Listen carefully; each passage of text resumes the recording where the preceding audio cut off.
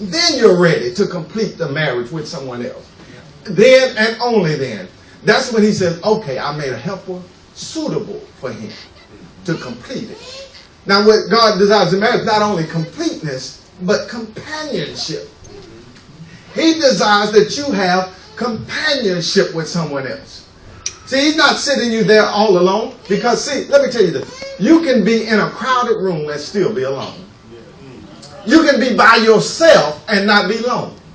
It is only when he says, when it's you by yourself has been separated for a long time, then you become lonely. In other words, you have a need for companionship. At some point, you want to be able to touch and feel and have someone by your side. We desire that, and God sees that we desire that between each other. And God created that way. So that then we would have desire to have completeness with someone else. So that then we can have companionship, and then that's what God desires for the marriage.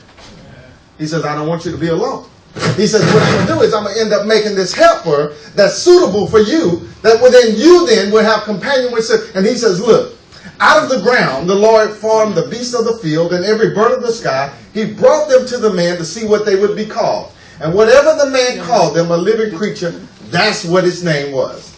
The man gave name to the cattle, to the birds of the sky, and every beast of the field. But for Adam, there was not found a helper suitable for him.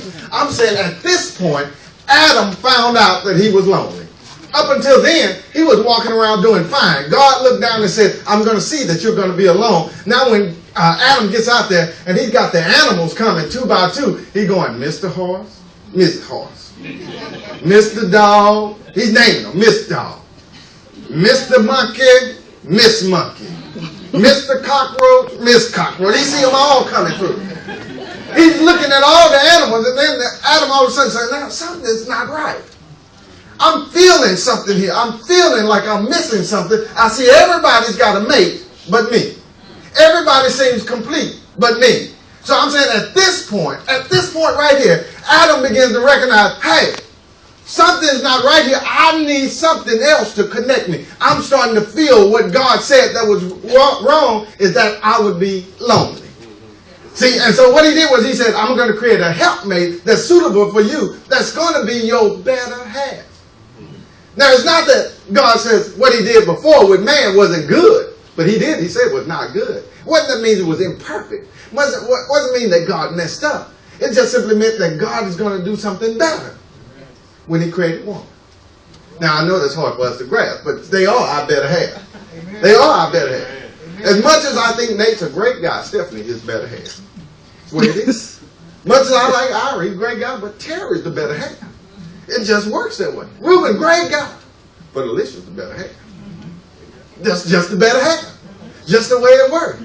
I think I'm a nice guy, but she's my better half. When it comes down to it, Miss Jones is it. So, any way we look at it, God says, what I've done was says, let me understand your desire for marriage is that number one, that there's a completeness that must take place, i.e. creating the triangle, and then secondly, there's a companionship aspect of it, that you want to be in relationship with someone else. And then God connects you, you be in relationship with the better half, and that's how the marriage is desired by God. That's how God desires our marriage. That's how he wants us to put it together. But then God says, let me design it for you.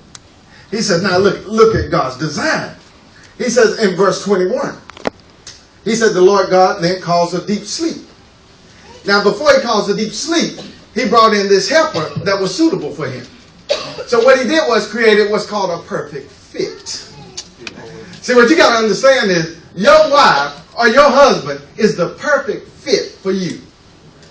God created them specifically to match up with you.